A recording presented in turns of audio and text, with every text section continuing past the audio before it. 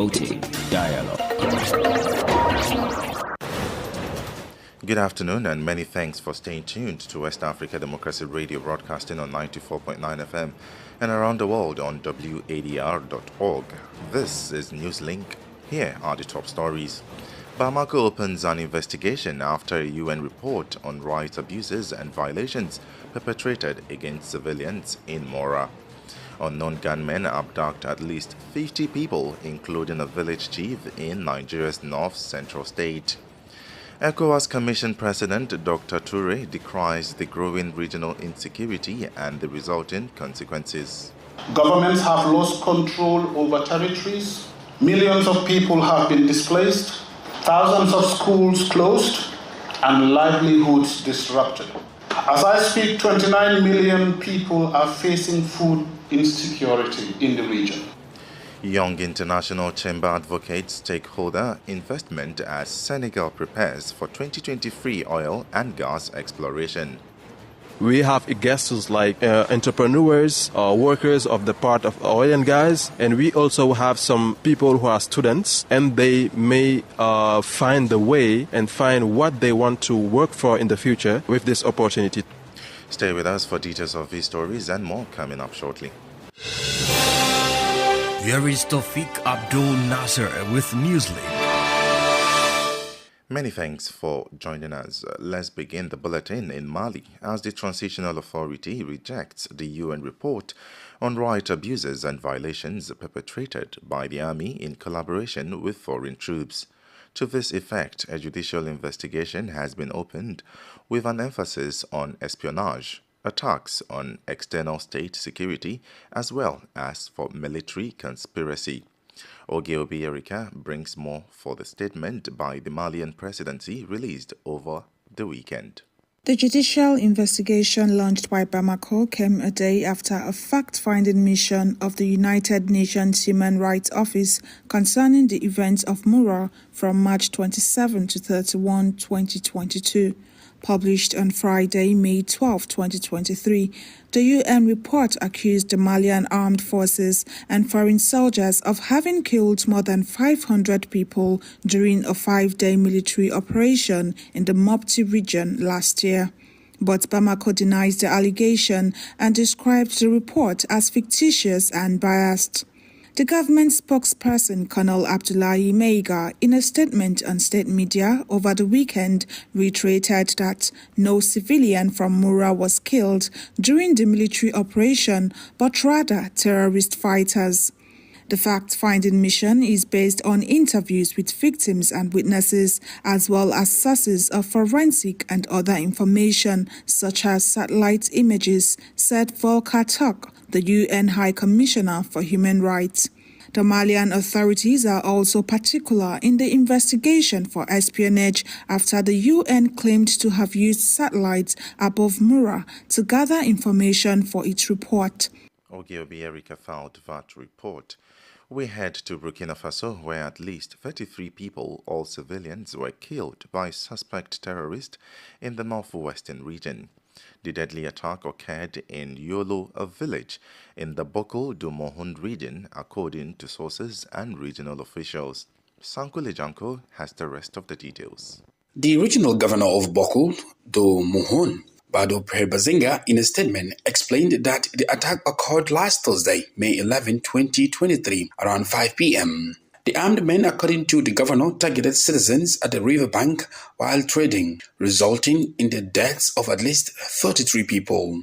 The residents of the village and neighboring communes have been reassured of adequate military protection. This assurance is short of any remedy to fight terrorism and restore peace in the troubled region, as hundreds have reportedly fled this community. This is one of the deadliest attacks in Burkina Faso this year. Since 2015, violent extremism has killed thousands, including security operatives and civilians, and over 40% of the territory is out of state control. Last Friday, data from the National Emergency Relief Council suggests that more than 2 million people are internally displaced after they were forced to flee their homes. Like its neighbors in the Sahel region, particularly Mali and Niger, Burkina Faso has been facing growing insecurity for nearly a decade. In the meantime, the state of emergency is enforced in 8 out of the country's 13 regions. Sankule Janko reporting there. More on security, no fewer than 50 people were abducted by unknown armed men in Nigeria's north-central state of Niger. 49 villagers, including the village head of Fuje, Mala Abdullahi Zauri, were grabbed in Rijau local government area of the state by gunmen who rode on multiple motorcycles and shot sporadically into the air. WADR's Osman Umar in Abuja completes the story. Gunmen have been wreaking havoc on Niger and other states in the northwest and north-central regions despite collaborative efforts by security agencies and the federal government to tackle the menace. Abductions for ransom and intercommunal attacks have been on the rise again in the last few weeks after a brief calm period during the February and March elections. In Niger State, attacks over the weekend on Fuge community in Rijau local government is one out of many in the same fashion around this particular area of the state. Women and children were reportedly the victims of the latest attack as able-bodied young men have fled the communities for fear of being killed or forced to join the bandits. Governor of the state, Abubakar Sani Bello, while receiving the newly deployed Assistant Inspector General of Police for Zone 7, decried the incessant attacks and the rising incidences of thuggery within the state capital, Minna. Modus operandi has changed. We cannot tolerate people in the capital city of Minna coming out with daggers and knives and cutlasses in a civilized world, intimidating people, macheting themselves. And we cannot compromise the safety of our policemen or any security agents. So you have to do whatever within your means to protect and defend yourself, even if you go to extreme. Responding, the AIG's on 7, Garba Aliyu, promised to double efforts towards restoring normalcy to the troubled parts of the state, but solicited logistical support from the state government for the police. We must synergize together with other security agencies and, of course, seek support from stakeholders. Due to be sworn in on May 29, the incoming administration, according to experts, has several security issues ranging from mass kidnappings in the north-central and northwest regions to the northeastern insurgency and separatist activities in the southeast region, often targeting police and other state institutions and actors to address. For Newslink on West Africa Democracy Radio, Usman Umar, reporting from Abuja. More stories coming up on West Africa Democracy Radio. Newslink continues.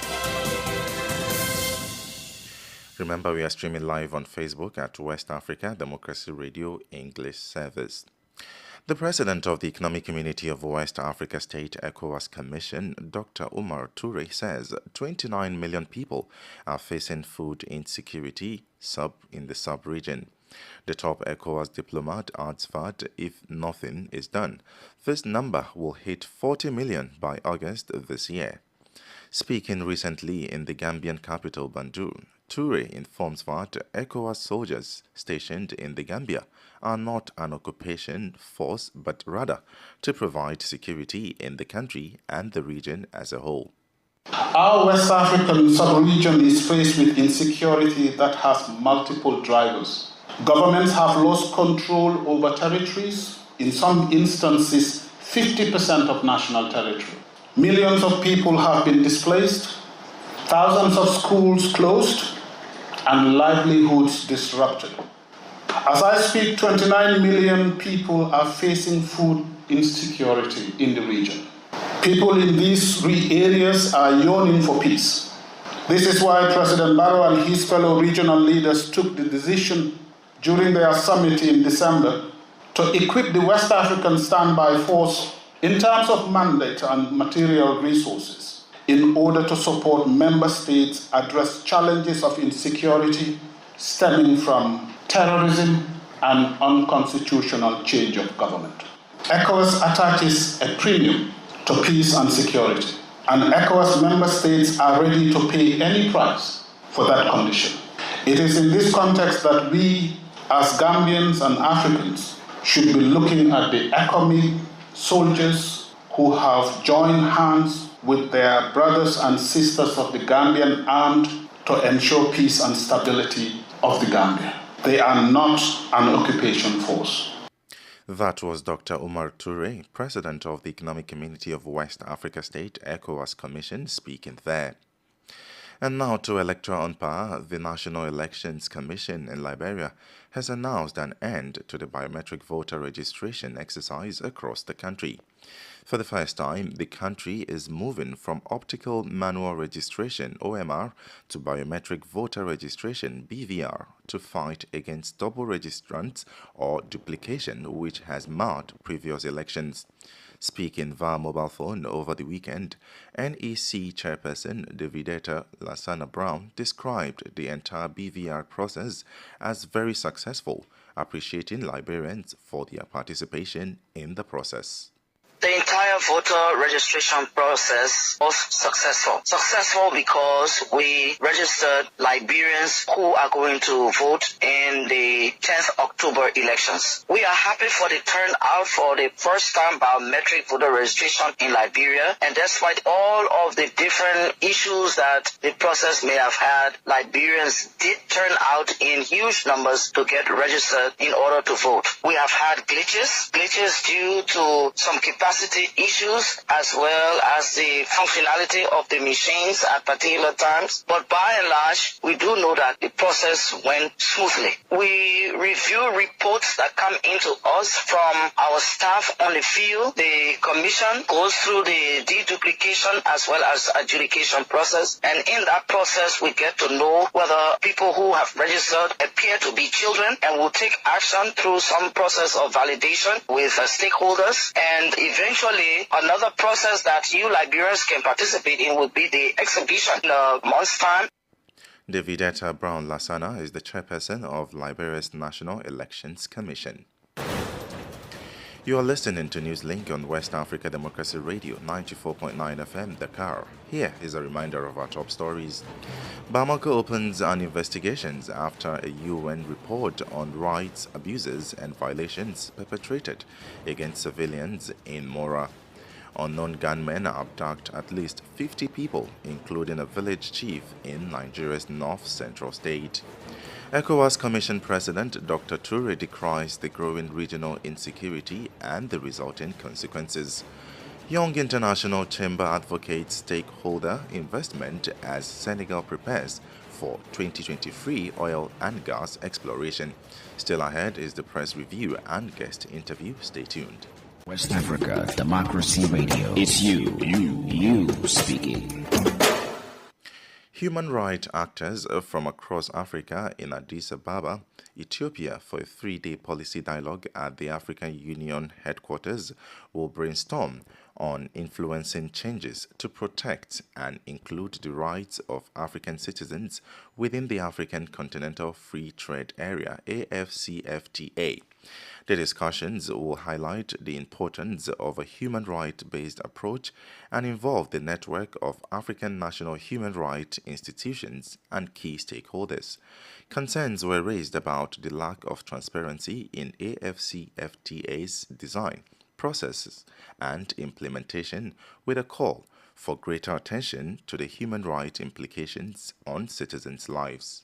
The benefits of the AFCFTA agreement to African people are self-evident. Nevertheless, African peoples can only actualize the benefits if we prioritize the human rights-based principles of participation, legality, accountability, empowerment, non-discrimination in the implementation processes. As NANRI, we were highly concerned that initially the AFCFTA design process and negotiations paid minimal attention to the human rights implications of the AFCFTA. The baseline assessment revealed that 76% of organizations working with vulnerable groups in the continent had not participated in the AFCFTA negotiations. The guiding framework on mainstreaming human rights in the AFCFTA processes, noting the gaps pointed out in the baseline assessment, calls for the prioritization of the following core human rights principles in the implementation of the AFCFTA. Joseph Wither is the vice chairperson of the Network of African National Human Rights Institutions. Now, the Young International Chamber (JCI) has said stakeholders' investment in Senegal's oil and gas industry is key to launching the country into economic development and acceleration. This was disclosed during a networking forum on oil and gas they organized in Dakar, the Senegalese capital, over the weekend. The event, which was under the theme Oil and Gas Exploration in Senegal, What About the Legal Framework?, brought together young people with the clear objective of provision of legal information about oil and gas exploitation in a more transparent, accessible, and factual manner to especially young ones. As James Ejapon reports, the exploration of oil and gas in Senegal is scheduled for the end of 2023. Between 2014 and 2017, several world-class oil and gas have been discovered in Senegal, as reported by the Africa business communities. The country presently unlocks more than 40,000 billion cubic feet of oil and gas reserves, estimated at more than 1 billion barrels. As Racine Sek, the General Secretary of the Young International Chamber (JCI) in Senegal, explains, this networking opportunity will help inform the youth about the legal processes and assessment of the nation's oil industry. We have guests like entrepreneurs, workers of the part of oil and gas, and we also have some people who are students, and they may find the way and find what they want to work for in the future with this opportunity. In his address, Senegalese lawmaker Mohamed Abdoulaye Seck said financing of oil companies in Senegal by local banks is key to avoiding foreign companies from taking over their business. Il y a une concurrence qui est là. Si nous, Sénégalais, on n'arrive pas There is a competitor who is there. If we Senegalese cannot do the job, we will be forced to see foreign companies coming to capture this business. So what we are waiting for is for the banks to help us provide the necessary financing so that we can deal with these activities. Amener les financements nécessaires pour que nous puissions faire face à ces activités. The JCI believes Senegal has high expectations for continuing to develop the country's natural gas sector for economic prosperity, and opines that one of the most crucial aspects is for stakeholders to continuously collaborate towards this goal. James Ejapon with that report.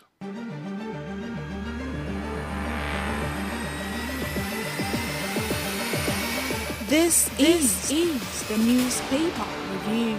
Stay on top of the news. Get the most important stories with added insight and concise review. This is the newspaper review. Here is Usman Umar with the major headlines from the Nigerian dailies. Hello and welcome to the press review segment today with me, Usman Umar from Nigeria's capital, Abuja. Today we have two daily newspapers for review, the Daily Sun and the Daily Trust newspapers. Let's begin with the Daily Sun newspaper. The Daily Sun have quite a lot of stories trending on its front cover, and this morning it's leading with the story Obasanjo blames Nigeria's woes on poor leadership. Obasanjo, of course, is Nigeria's former president who has also served as envoy to the AU and ECOWAS. In this particular story, he is blaming the present problems of Nigeria on poor leadership. In the story, he said the leadership lacked focus, lacked consultative willpower, and the political will to tackle most of the problems head on, and allowed them to snowball. He cited the issue of insecurity, poor infrastructure, and lack of rule of law under the present administration. That is according to the former president, Olusegun Obasanjo. You have two riders under this headline: 3 things incoming president must do. This is coming from a Catholic priest. And the second one, church will continue to be the beacon of hope. This is coming from the general overseer of Redeemed Christian Church of God, Pastor Adeboye. Just beside the masthead of Daily Sun newspaper, you have an update on the evacuation effort of Nigerians stranded in war-torn Sudan. And this is saying 2,518 Nigerians evacuated from Sudan, says federal government. Now to the National Assembly leadership tussle. The 10th National Assembly is due to be sworn in shortly, and there is ongoing tussle for leadership positions. So this particular story is mirroring on National Assembly leadership. Ex-South National Assembly members reject micro-zoning. You know, the APC, that is the ruling All Progressives Congress, had come out last week with an authoritative zoning formula of the National Assembly leadership positions, zoning the positions to the various regions of the country. And that has erupted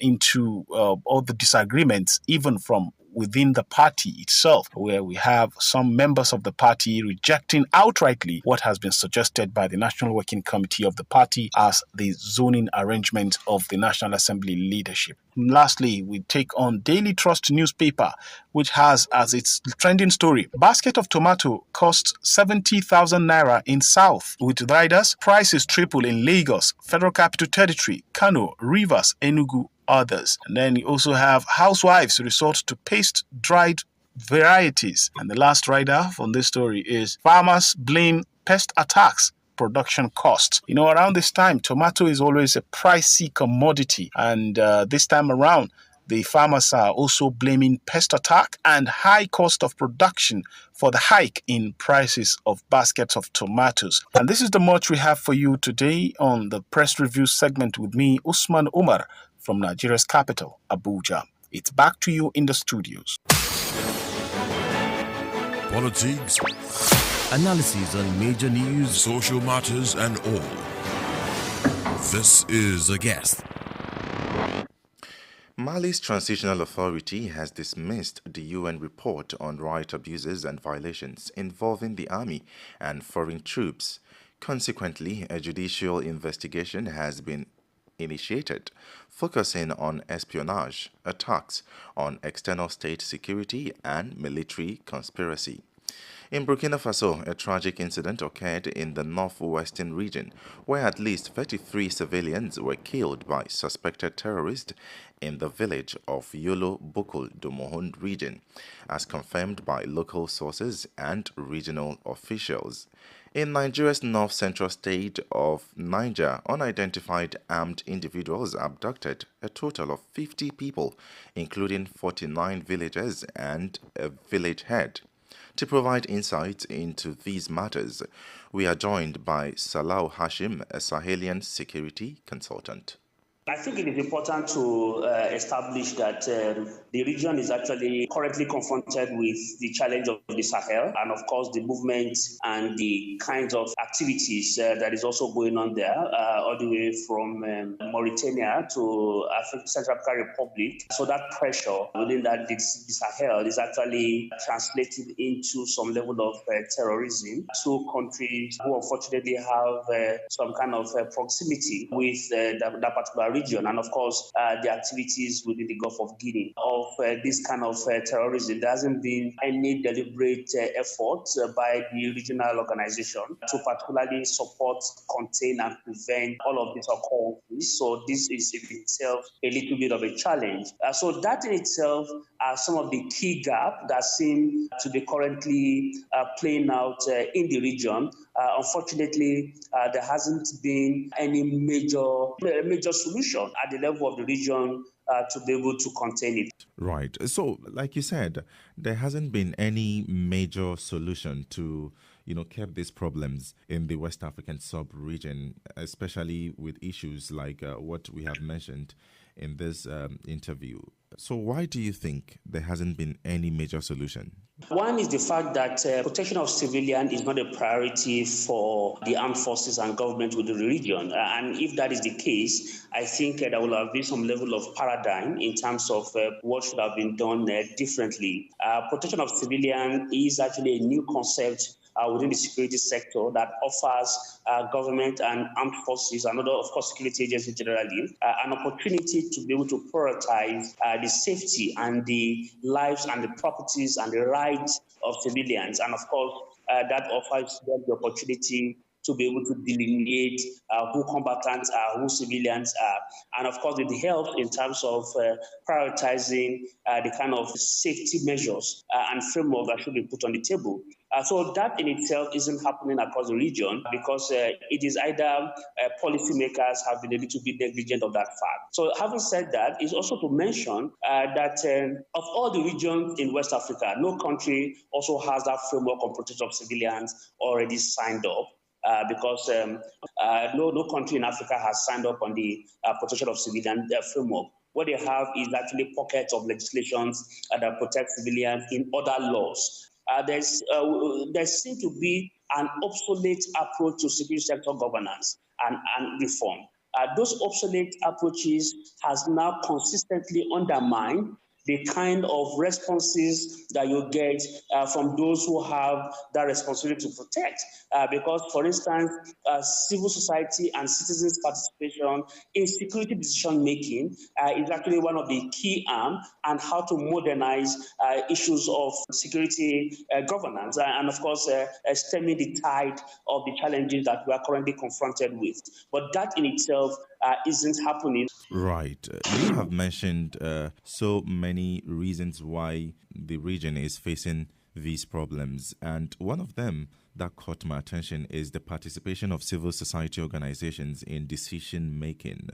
You know, there have been reports of civil society organizations being shut up by politicians. If a particular government wants to get away with whatever or however they want to govern the people, if a civil society rises up, they get called at the back door and some negotiations go on. Then they come out and they are quiet about what they are even supposed to fight for. So do you think really civil society organizations can really help in this fight? Oh yes, civil society are quite vibrant, particularly here in Nigeria, and of course I know that in other parts of the country, I know in Gambia, in Senegal, we have had encounters, and in Ghana, very vibrant, very responsive, but the challenge also is with the growing, shrinking civic space.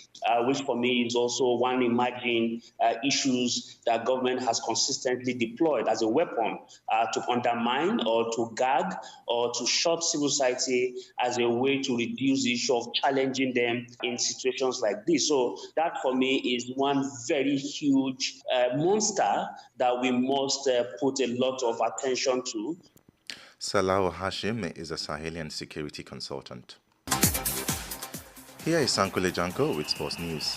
Hello there, a warm welcome and thank you for joining us. Senegal booked a ticket to the final of the CAF on the 17th African Cup of Nations after beating Burkina Faso 5-4 on penalty shootout at the 19 May 1956 Stadium in Annaba on Sunday. The Teranga Cubs secured the final spot in the kicks after a 1-1 draw in regulation 90 minutes. This is the first time Senegal ever reached a final of this competition. Skipper Amara Diouf made amends as he scored the winner in penalties after losing from the spot kick in regulation time. Burkina Faso Suleiman Ali missed from the spot to hand Senegal a ticket to the final. The tightly contested match between the two West African sides could only be decided by penalties after a 1-1 draw.